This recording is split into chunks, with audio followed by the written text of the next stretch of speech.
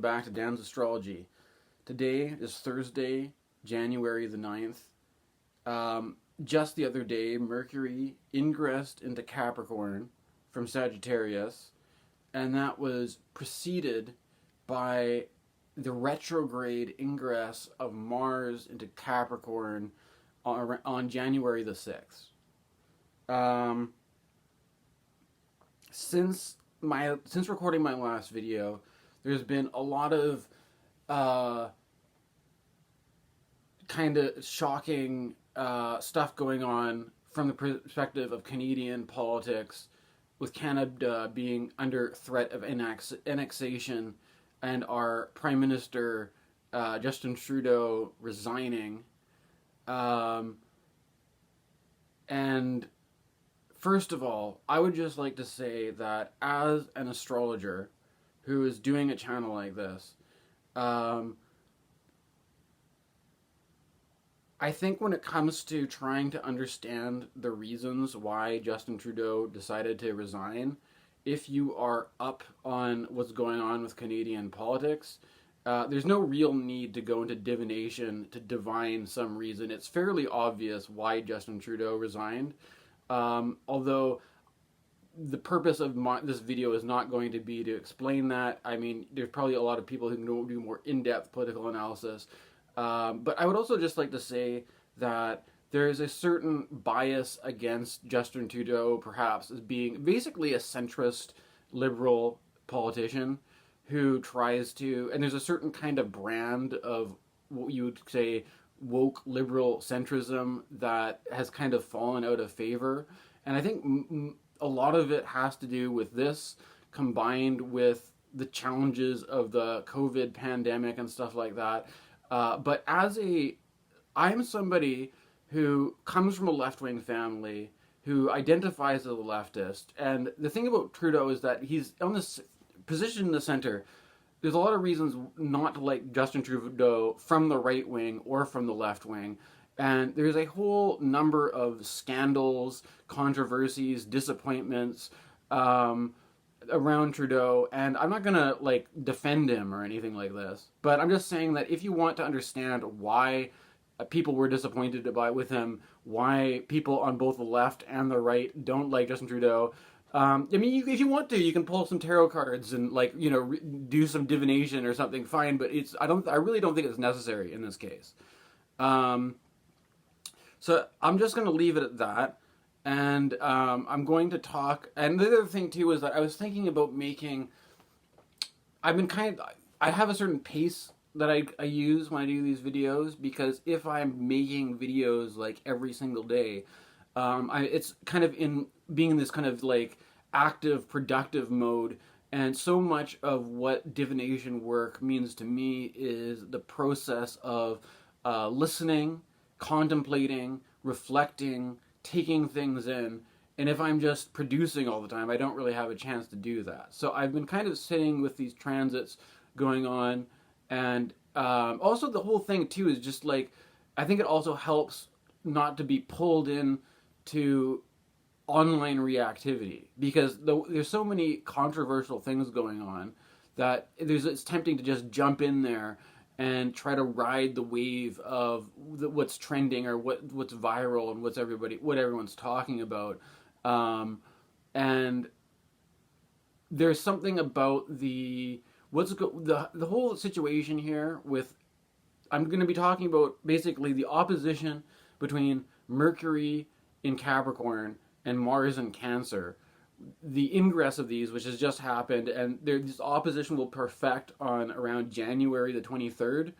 And the thing is, okay, first of all, Mercury just had a Mercury retrograde in Sagittarius, right? So when Mercury goes retrograde, it spends more time in a sign than it normally would, and retrograde is typically a kind of a slowing down process. And now that Mercury is direct, Mercury is in the fast part of its phase. So now that Mercury is direct, it's moving fast, it's in Capricorn, it's going to move quickly through Capricorn, and it's going to hit at opposition to Mars in Cancer, and then before you know it, Mercury is going to be in Aquarius. It's not going to be there very long, right? So there's something about what led up to this was Mercury in Sagittarius squaring Neptune, and there is a if you remember during this Mercury retrograde in Sagittarius, there was a lot of stuff going on about the mystery drones in America, and more recently, I've heard reports of people reporting a strange fog or whatever that people are implying is some sort of like. I'm not going to get into all the speculation or whatever, but the main thing is that I live in a place, the west coast of British Columbia, coastal region where we just get fog all the time, and I'm not really that. It's just a normal winter occurrence to have some fog or something like that. But there's this idea that there's this whole kind of element going on that's like not really being able to tell what is real, what is people just, disinformation or a Psy-op or something like that. And the idea of a troll war where you've got somebody, okay, I have to admit, I have a Sagittarius stellium, and Sagittarius, they could have a big mouth or, say things they don't mean or, get in trouble by saying too much. And there's just been like a total like shitstorm of, talking trash basically, right? And this kind of thing about like, the whole kind of online reactivity on like all these threats of invasion and annexation legitimate or something like that. And basically, when it comes to this kind of thing, I would just say my approach right now is maintaining a certain degree of skepticism, and but now that Mercury has made its way into Capricorn and is separating from the square to Neptune, there's this kind of idea of like this kind of like, you're living in a fantasy that is kind of ungrounded and detached from reality, and that once you actually get this opposition, but now that Mercury is in a Earth sign, there may be an attempt to approach things in a more grounded and realistic or practical way, but that is going to run into this direct opposition or confrontation with Mars and Cancer. And I think what we're in for is a kind of what you would call the fuck around and find out moment, right? And so that is basically my forecasting for Mercury in Capricorn opposite Mars, is that at some point in time, you're like, after all this shit talking, there's gonna be some kind of a reality check, right? And at this point in time, I'm just gonna be skeptical about. I'm gonna say there's gonna be I'm skeptical about all the threats. There's also this sort of controversy where, with the whole thing about Trudeau resigning, is not really even that much of a surprise, because I think there's been a lot of like hatred directed at Justin Trudeau for a while, and with the ongoing pressure being kind of trolled and bullied from Donald Trump, you could kind of sympathize with why he wouldn't want to do it for any longer. And a lot of people were in his own party were calling for. I mean, there's this other thing that he did recently, which was like this whole GST thing, where the Conservative Party kept trying to use this slogan called "Axe the Tax." Basically, Conservatives, they don't have that many political strategies, so they like when. All you have is a hammer, everything looks like a nail. So they're basically just pushing towards like, if you elect us, we'll cut the taxes, as conservatives do. And I think Trudeau kind of gave into this basically enacted this thing where he was going to give people a tax break for a couple months. And his own finance minister didn't agree with this. A lot of his own, a lot of his own party lost confidence with him for just trying to do a cheap move to try to like appease his critics or whatever. And I think nobody really was buying it. And I think if he played this one thing a little bit better, and if he didn't have this whole thing about Trump trolling him, even that on its own would be enough to be like the reason why he kind of made a blunder and he's getting bullied, and there's a whole building resentment against him from both sides. So you don't need to use astrology to figure this out. But there is, the astrology is still relevant, and I think one particular way where you could see this as being relevant is that Trudeau didn't just resign, he prorogued Parliament, which basically means that the federal government has collapsed, basically, because the leadership, he's resigned, and they're going to need to do an election, and they're going to need to do a leadership race for the Liberal Party, and basically the whole Canadian government has been put on pause for 3 months while we wait for the Liberals to elect a new leader who are then going to go through an election in the summer, and then that leader it looks like they're probably just going to lose to Pierre Poilievre, which is the conservative politician who I'm not going to get into. I'm not really a big fan of. I think the whole thing about this is that there is a certain approach with being doing astrology, in that I think astrology gives us the opportunity to regardless of what your political alignment is, there is still an archetypal astrological dynamic that plays out that you can read in the planetary transits. It's valid whatever your political leaning is. But the problem is that people are so attached to their position that they tend to you're going to skew things if you try to do astrology, politics, and all this kind of stuff. But the thing is with this is that it's just I don't think, well, anyways, I'll cut to the chase of what I'm saying here. Mars retrograde. When Mars goes retrograde, it spends a long time, in the same way that Mercury retrograde spends longer than usual in a sign because it slows down. Mars retrograde, because it's farther out than Mercury, or it's also interesting because Mars retrograde is like where it is in the orbits with the planets, right? Because it's not as far out as Jupiter and Saturn, but it's in that direction. It's one of the outer planets rather than being closer to the sun than the Earth, and this gives it a very particular kind of synodic cycle, and that makes it so that we're basically going to have Mars retrograde in Cancer until springtime, around April or so.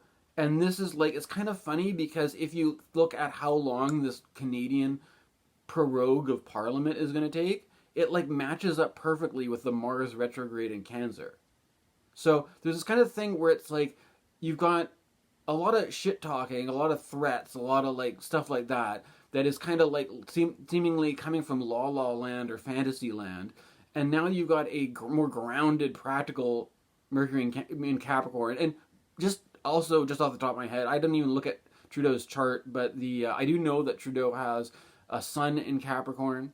But there's this thing going on where basically whatever America wants to do, whether they want to annex us or not, they're going to have to deal with the slowness of Canadian bureaucracy, right?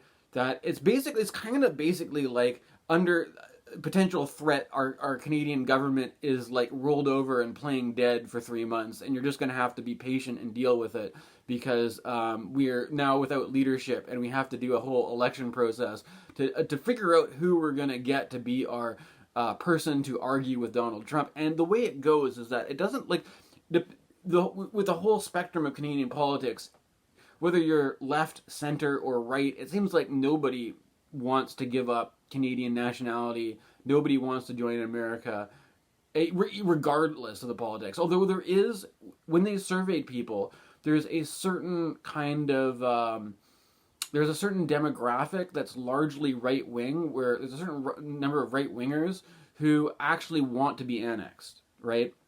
And I have experience with these kind of people in my family.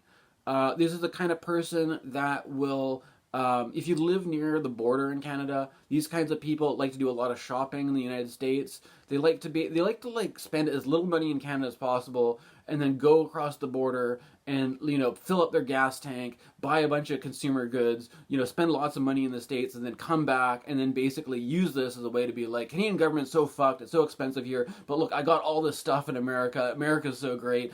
I really wish we just lived in. There's a whole bunch of people in Canada that are like this, right? So I think there would be actually a lot of Canadians that would be happy to be annexed by the States, and that really don't, value having public health care, or don't value having things like abortion rights and all this kind of stuff, which it kind of brings me to another sort of component to this, right? Which is, there's this other kind of dynamic going on, which is the politics of the family, right? And the thing about this is that I am, again, a hetero white guy, and I don't know if it does me any good to spend a lot of time talking about abortion or birth control or all this kind of stuff, but there is a certain issue around all this and the way that it's politicized, right?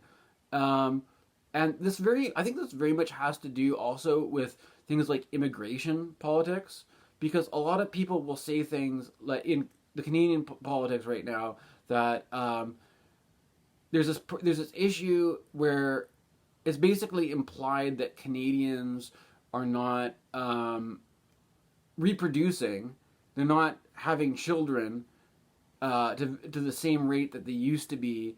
And oftentimes they're saying that we have to have a lot of immigrants to make up for this or something like this, or that we need to cut back on our immigration to give Canadians, make things easier for Canadians to reproduce, to make things. But if you look at this whole logic, it's also kind of funny because I watched a bit of the Polivier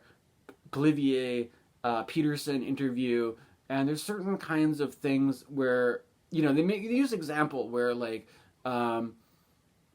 when I was born, my parents were like homeowners, right? And right now I'm like living with my mom who's elderly. I'm helping to look after her, and we have this family house that my dad paid for with his chiropractic business before he died, and all this kind of thing. And so there's this whole idea that the adult life, you get a job, you start working, you raise a bunch of money, you buy a home. And then once you buy a home, at some point in time you're getting married too, and then you have a wife, kids in your own home, and then you have kids and you raise a family, right? But there's this thing going on where they're saying that because the cost of living is so expensive and there's such a shortage of housing, that people wouldn't be able to buy a house or afford it until 50 years old. Then the woman's biological clock is ticking. And, it may be too late to have kids once you're 50. But there's this whole question of, why... So this whole thing about, you're not... what's stopping people from having children without owning a home? Right? Why is it so unthinkable that you could just have children and rent a home? Right? And the whole thing is that, when you're there's this whole thing of, when you're renting, you may have to...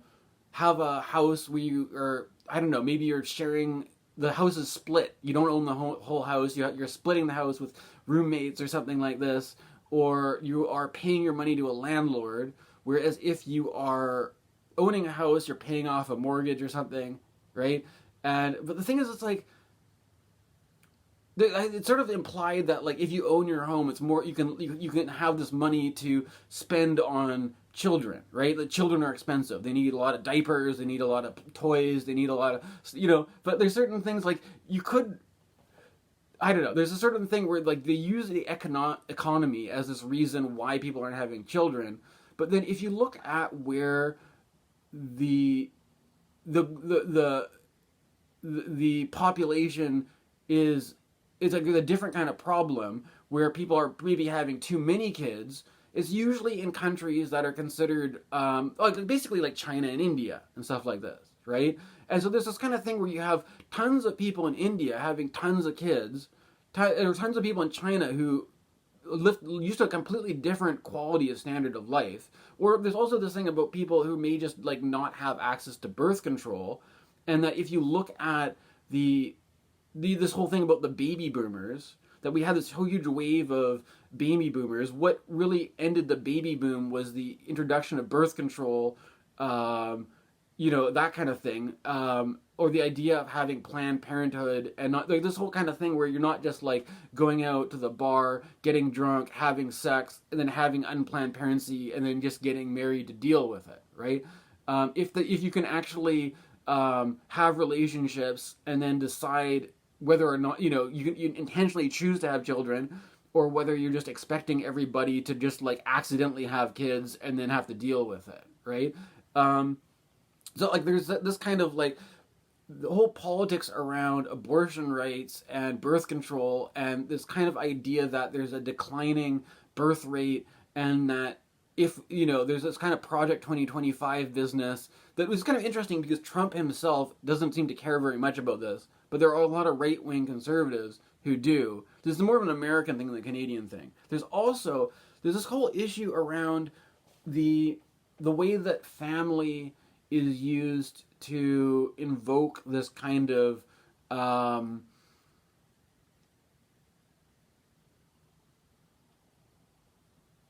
the traditions of family, right? The trying to uphold some sort of traditional family structure versus basically the forces of capitalism which seek to break that down, right?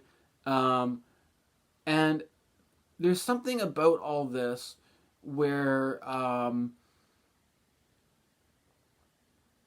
from a political point of view, I'm not gonna. This is one thing. There's a certain politics about this that goes beyond just like who you're voting for or what kind of identity you're displaying or something like that. But there's this basic idea that if you take something, let's say, about UBI, right? There's a lot of people saying that UBI is basically going to be necessary in the future, regardless of your political leaning, but that it shouldn't be viewed as basically just everybody gets a free handout from the government, but rather that if you look at the way the family structure is, that you've got a man who is the breadwinner, who goes out and makes money, and then in this traditional family system, the wife stays home, looks after the kids, does the dishes, does the laundry, does the cleaning, all this kind of stuff.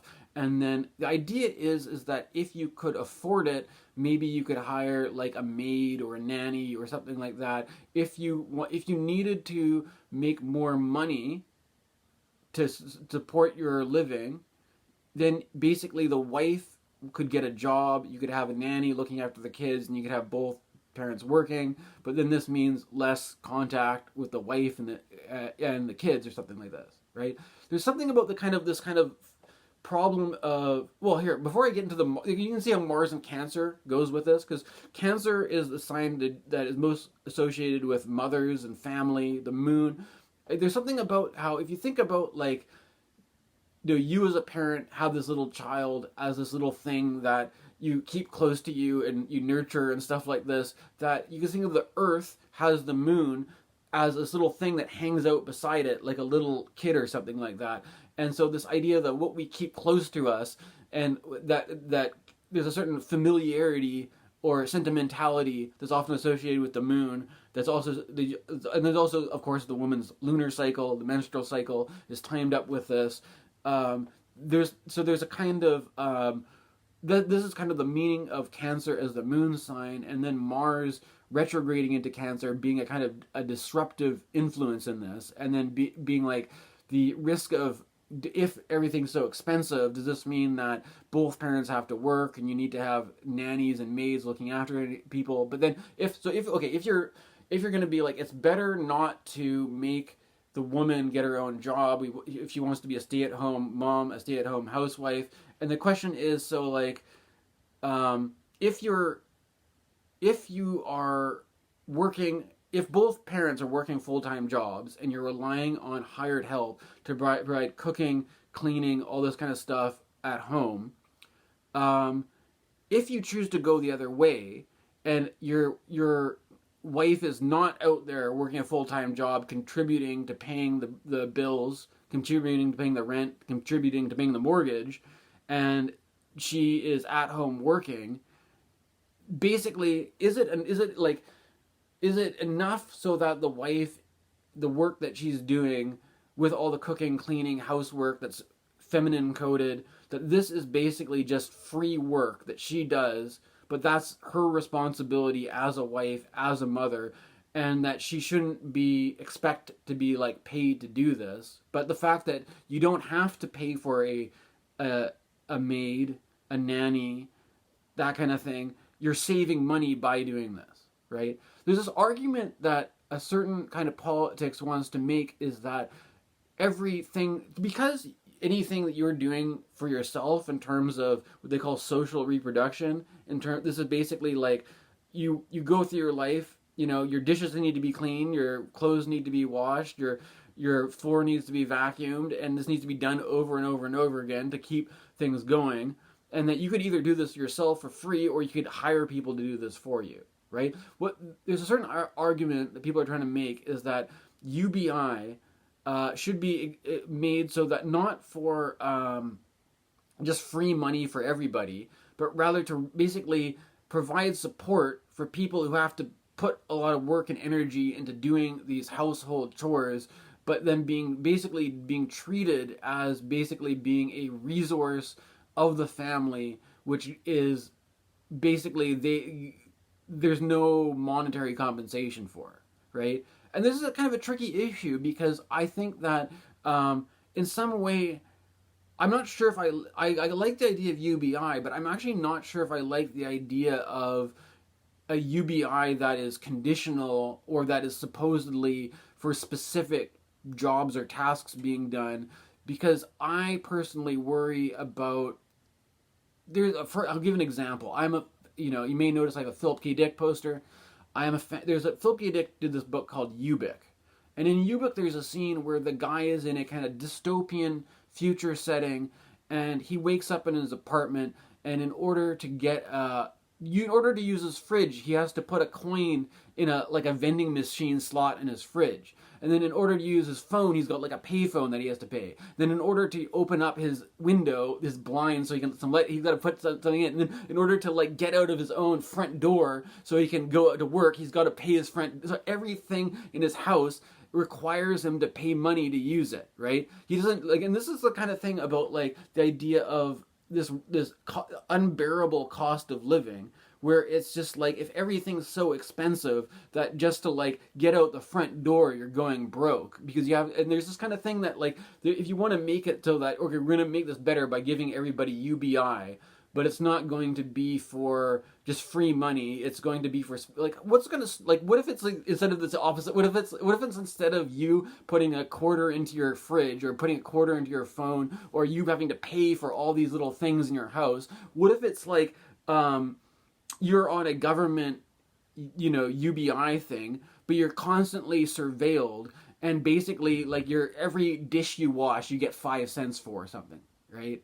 And then so you're you're not allowed to use your fridge unless you're oh, sorry, we're going to cut off your electricity because you haven't done enough dishes today, or something, right? And we're just going to watch you like a hawk, and we're going to just micromanage every little thing you've done, and to be oh, it looks like you were pretty good about washing your bathroom every week, but you didn't looks like you kind of slacked off and you didn't wash your bathroom this week, so we're gonna dock you $100 on your UBI benefit. Sorry, because we're not giving you this for free. We're giving you this to do this reproductive labor. So, and we're gonna have to how many dishwasher cycles have you done? Or it's why the fuck would anybody want to live in a world like this? I think there's actually an argument to be made for there are certain things that we do for money, and there's certain things that we do because they are our household responsibilities, right?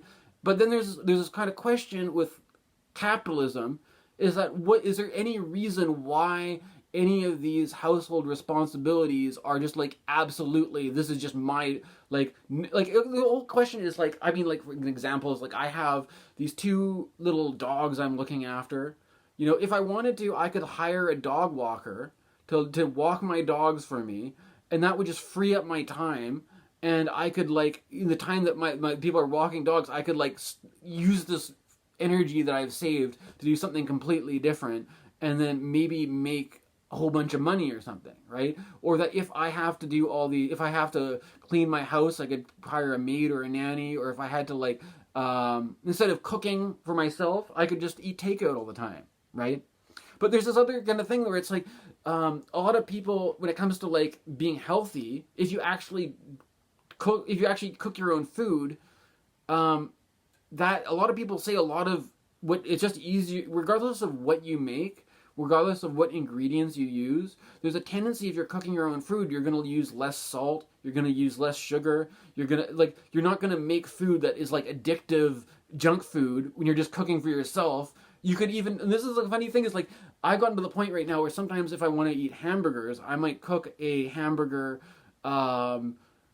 you could make your own Big Mac or something. You could like get some pickles and some iceberg lettuce. You can mix some mayonnaise and ketchup to try to make like a secret sauce or something like that. Like you can make your own Big Mac and eat it, and then you could try to do the same thing. Go to McDonald's, and it tastes like terrible, right? There's something where it's like I think there is something to be said for the integrity of having certain things which are just like your responsibilities that you take care of, and you don't expect to be reimbursed for absolutely every little thing that you do in your life, or like, there's certain things that are, you could hire out all these people to do this stuff for you, but that there's something to be said for, this is part of what you, but then there's this whole question, is this coded as something that has to be strictly female or male coded? And there's this whole thing about this sort of like traditional gender binary where the woman, there's all these domestic jobs which are feminine coded, right? And that I've met so many men who like are kind of incompetent when it comes to this stuff, and it's created this sort of image of the man who is like a man-child, basically, because he's basically, or like, it's not just a man-child thing, but this idea of like, if you think about cars, right? It's like you could have a car that's like a hot rod where you strip off, or like like a Harley, like a chopper. Like there's certain like motorcycles that are like this, where you're like, we're gonna take off all the extra stuff and make it as light as possible, so that if you have a vehicle that is light, it's gonna be able to like go faster, or you're going to have less energy spent burning energy to push this thing along to make it go fast. And so that there's the idea of like men become these like highly efficient breadwinner machines, and the idea is that they have to have some sort of speciality that they're extremely focused on, and then they just go in there, get the job done, make a whole bunch of money, but then when they get home, they can't do anything for themselves. They need to have somebody cook for them, they need to have somebody clean for them, they need to have somebody make their food for them. They just can't, they're useless, right? Or else they're just so exhausted from how the specialized work that they do is so demanding that they really just have no energy left over for this, so they either have to like rely on takeout food, or what I'm saying, like this. And there's this idea that like the more our economy has us living as atomized units, it's good for the economy if you are like this kind of person who is unable to do anything for themselves. If you are able to like have one thing that you specialize on, that you do really well, that you make tons of money at, then it doesn't matter if you can't clean, you can't cook, you can't take care of yourself, because you can just hire all these other people to do that work for you, right? And it's basically, there's this argument that if you do it that way, it's more efficient. But the thing is, what's kind of obvious about this is that it's not really that healthy, right? It's not really that healthy to like specialize, have one thing you specialize in, do that thing as much as possible and make as much as money off that, and then to be completely inept and incapable at all these other things that you rely on paid other people to do for you, and that the other things that are often offered in a way that's kind of like junk food, that's addictive, that's cheap, that's kind of disposable, that so it's like, but that is kind of the way our capitalist economy is set up, right? And the whole thing is that like, if it's just kind of this thing where you're like, well, we have to do this in order to survive. Like, our little family unit is not going to be able to work unless both parents get full-time jobs, and we just, we have a bunch of nannies, and we have a bunch of maids, and we take out all the time. And it's not only like, that would be make it easier to survive, and also be good for the economy because it's employing all these other people to do work. You're creating jobs by doing this. But at the same time, now you're eroding the connection between the mother and the child, right? There's this whole thing about like people value the idea of having a family structure where you have women and you have the elderly providing like childcare labor. So instead of having a nanny, you have your grandparents look after the child, and they do that work for free. They don't get paid, and this means that they have, not only do they have a connection with their heritage, a connection with you have a sense of rootedness in the family, that this means that it saves a lot of money, basically, right? Because you don't have to pay for, you don't have to hire people to work as nannies. You don't have to hire people to work as maids. You don't have to hire people to work as cooks or something like this. You can basically have people that are women and the elderly being a kind of like a free labor source for you. And then this allows the men to still be these highly specialized people that go out and be breadwinners, but they don't want it to be that model of being a highly specialized breadwinner is applied to women and the elderly, and to the extent that elderly people have to come out of retirement and then go back to work, right, or something like this. So there's something about this that we don't.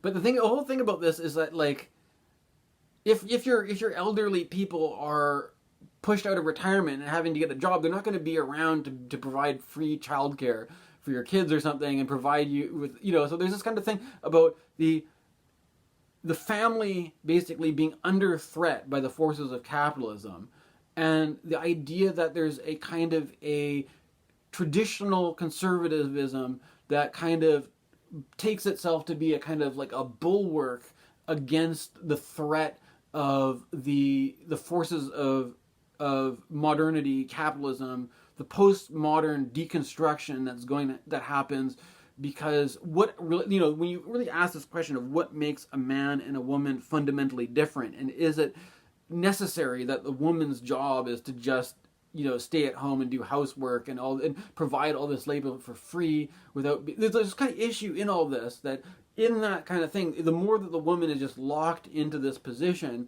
there's this kind of issue that historically, a woman was not able to get a divorce, right?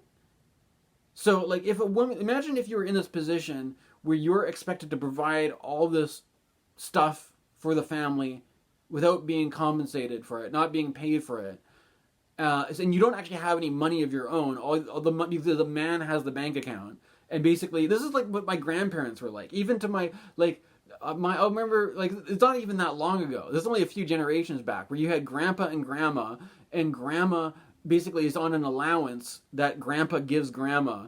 It doesn't have any of her own money. So, like, this is a sort of pre-feminist kind of perspective where the woman doesn't have any, like, can't buy anything without her husband's permission, doesn't have any money, does a lot of work but doesn't get paid for it, and is expected to be this kind of like unlimited resource of labor for the rest of the family, that can just be drawn on. And then if there's any difficulty with this is the kind of issue where it could, like, you could easily see where this turns into like domestic violence or something like this, or abuse, or like the family being a place where the woman is trapped. Right? A woman is trapped and exploited and basically victimized by her own family.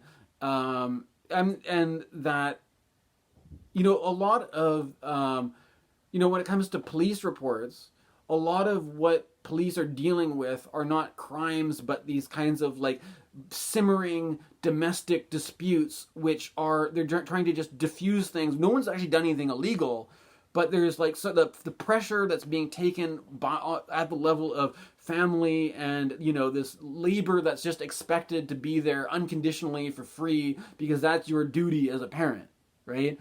There's this whole question of like, and that this could also be something that is like, you could hire maids for, you could hire nannies for, you could hire chefs for, you could hire butlers for, but a woman is expected to do all this herself, right?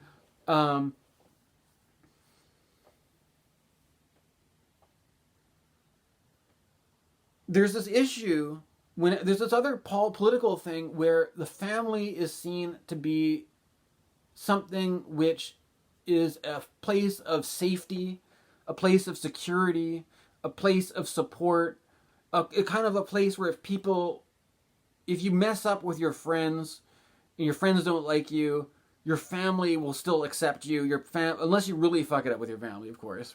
But this whole kind of thing that your family is a sanctuary from the difficulties of the outside world, and there's a certain kind of like unconditional family support, which makes it a kind of like a safe haven, right? But the thing is, if you look at, I don't know what the statistics are like now, but this is a statistic has been quoted before, that the place where the most incidences of violence take place is not in, I have to admit that I'm talking to you as a guy who has been mugged and stabbed in the back alley, right? Who has been punched in the face, who has been, I've been through a couple, knuckle dusters myself, but the whole thing about, apparently it's statistically more likely that you are going to be at risk for violence in your own home from the people that you live with, not some random stranger mugging you on the street, but this sort of simmering conflict of domestic problems, and that the whole we have this kind of weird kind of thing where you're like, this is how you have to be the tough man who protects against the threat of like outside invaders or stuff like that. But it's like so often that it's actually the man who sees himself as a hero, sees himself as a protector, who is maybe blind to his own shadow, who is blind to the danger that he faces his own family, right? And is so preoccupied with having to be a tough, strong protector, breadwinner, and also and seeing preserving these traditional family roles and expecting his family to be like an unconditional support of reproductive labor or something like that, that he doesn't realize his own position in the power differential, and that it's not always gendered like this, but there's this basic issue that the family home is really the most dangerous place that you can be, right? There's this idea that we use this to be like, it's supposed to be a place of security and support and protection against the scary outside real world, basically, right? That the real outside world contains all these threats and dangers, and this is often racialized into a kind of thing like the Haitian immigrants are going to steal your pets or something, as the classic line which won Donald Trump the election, by being a bunch of racist jokes about Haitians, this guy just stole the election, right? So it's like this is, and basically it operates on this kind of level as like the family, your family. Your family's familiar to you. They provide you with a sense of safety and security, but a person who looks different from you, who speaks different from you, who's from a different culture, is just some threat who is going to be a risk for your safety and security in the most barbaric kind of strange and savage way possible, right? And that we need to secure our boundaries or our borders against this sort of savagery. But there's this kind of interesting thing about this. This was used by the fascists, basically, this idea of a continuum between blood and soil. That we are like the people of the land, and it's the land that we are on is like ours rightfully, that we inherit, and the whole traditions that go with our culture and our land and all this are one thing that we have to protect the integrity of to these outside forces or whatever. And the thing about this is it's more complicated from the perspective of colonialism, because we just came and invaded this place from the natives, and we're kind of this whole sense is undermined with the fact that we don't really feel like, as colonial settlers, we don't really, it is what it is. We don't really feel like we have that same stake on the land, and we can't make those same, so whatever happens with a kind of American neo-Nazism or fascism, they have to make it out the white race being superior, but not because we have some sort of, unless you go this manifest destiny thing, but like how does that work? Why is it that certain immigrants from certain places have a inherent claim on this arbitrary piece of land which they came and took and it wasn't theirs and they just exploited it, right? It doesn't really make sense, right? There is this kind of underlying dynamic in all of this, right? Where the protection of boundaries, there's like the idea that, you know, the old countries should be referred to as, like, in Russia, the motherland, in Germany, the fatherland, that kind of thing. And there's a kind of continuum between protecting the family, the integrity of the family unit, because, like, you know, this is the whole thing. You have your all right, thanks. You know, I want to, if you made it this far into this video, I want to thank you for supporting the channel, for having the patience to bear with me and hear me out with what I'm trying to say, because I know that there maybe not a lot of astrologers who take this approach, okay? And what I'm trying to get at here specifically is there's a certain issue to do with, you know, the ideal of our Western civilization, whether you're Canadian, whether you're American, there's a certain principle of freedom, right?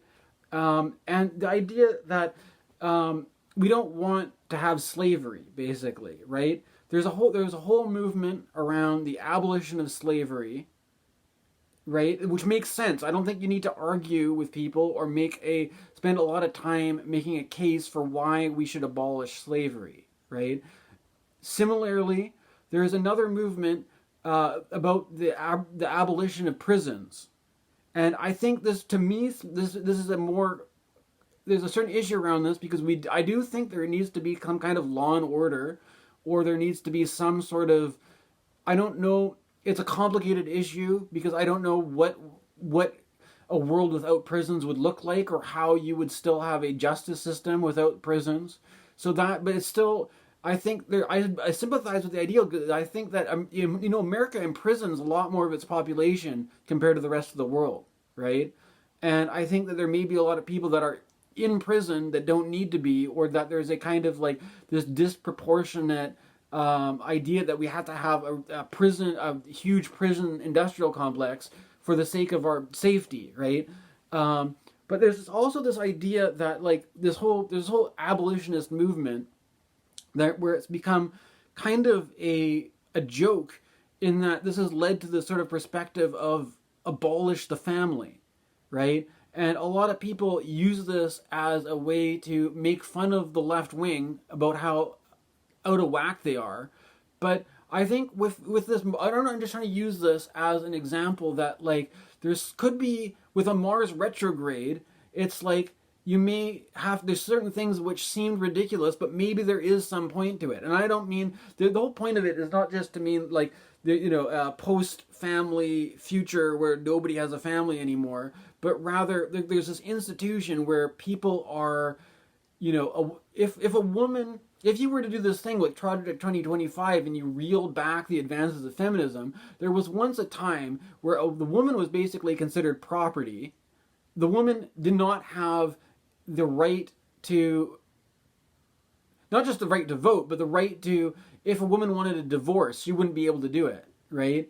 There would be, if there was going to be a divorce, that it would have to be the man's decision, right? So can you imagine being in a situation where you're expected to be like an unlimited resource of labor and all this other stuff, and you have no way to get out of this, and all the work you do, you just have to do it for free because that is your obligation. That's what you're expected to do.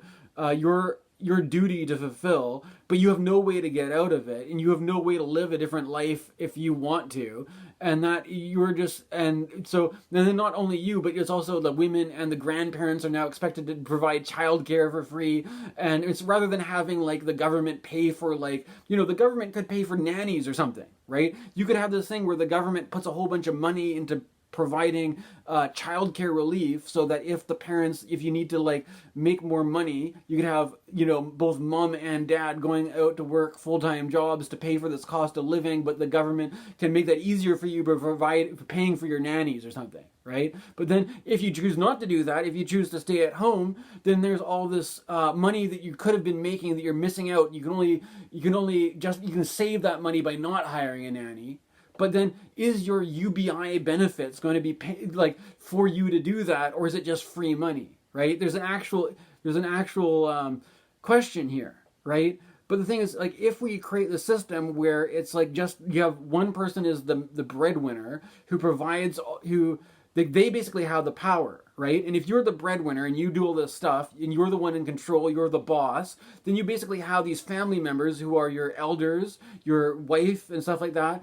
And you basically expect them to do all this work for you without, they're just an unlimited resource that you can make them work as much as possible and there's no accountability, basically, right?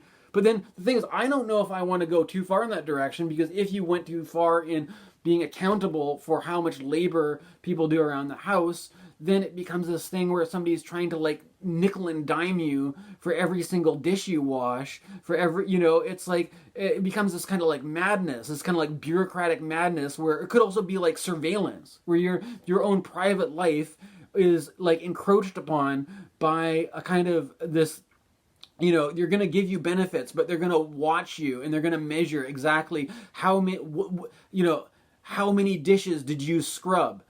How many, if you neglected to wash your bathroom, we're going to dock you $100 off your benefits or something like that. It's going to be like this, like kind of almost like Chinese surveillance society where you have social credit, and if you decide to eat bacon for breakfast rather than eating like health food, they're going to like charge you because they can calculate you're going to give yourself like colon cancer because you don't have the right eating habits, and so they can already calculate you smoke this many cigarettes, we're going to like tax you based on, if you only smoke this many cigarettes a day, we're not going to tax you, but then if you smoke too many, we'll tax, and every inch of your life is going to be measured, going to be turned into data, is going to be made into something where you don't have any privacy, you don't have any personal choice. Everything, your life, anything that you do with your life, you're going to have somebody nickel and diming you for fucking every inch of it. And I don't think we want that. We don't want to go so far in that direction, but at the same time, do you really want to what do you think about family? Do you think family is some sort of like, or like people are invoking this whole thing about the loneliness epidemic, and that now we have, because it's more affordable for multi-generations to live in the same house, where you've got your kids, you got your mom and dad, you got your grandparents, and that maybe you even have your great grannies, or you have your aunts and uncles, and it's so fucking expensive that nobody can have the privacy to live as an autonomous person, so we just have to have these multiple generations of family members squished in together, and then having everybody, what happens if you have different political points of views? What happens if you want to have a you have to basically have to shut up, be polite, get along at the kitchen table, and nobody's allowed to, and if you don't like it here, you gotta fucking make a whole bunch of money and move, right? But then at the same time, you're gonna be working, you're gonna be like, oh, so you just want to go live your free life? Who's gonna do all these chores for me? Who's gonna, we're gonna have to hire a nanny, we're gonna have to do this, right? You're all of a sudden, you're gonna be, and then all of a sudden, your granny who's in retirement you're gonna have to send them out to go back to work, granny. You're gonna have to put in the hours just like anybody else. You don't have special status just because you're an old person. You don't get a special status because you're an elder. We expect to do childcare for free so we can go out and work tons of money. And then if you don't like that, then we're gonna have to put you to work, right? Then nobody's gonna be able to retire anymore. Nobody's gonna be able to stay home and raise their own kids. Everybody's gonna have every fucking inch of labor value milked out of them. You are the tit, and you are just being sucked dry by this sort of vampiric force of parasitic capitalism. And there's gonna be some rich guy, like, you know, there's going to be these guys who went to Princeton, who are like J.D. Vance, who are these rich, powerful elites, and they're going to be like, we're making so much money because we've got, mom and, granny and grandpa providing free childcare, so we don't have to like give people a benefit so that they can pay for their kids to have a nanny while both mom and dad go out and working, and then we can save all this money and sell it to them as being like it's good for them because it's their,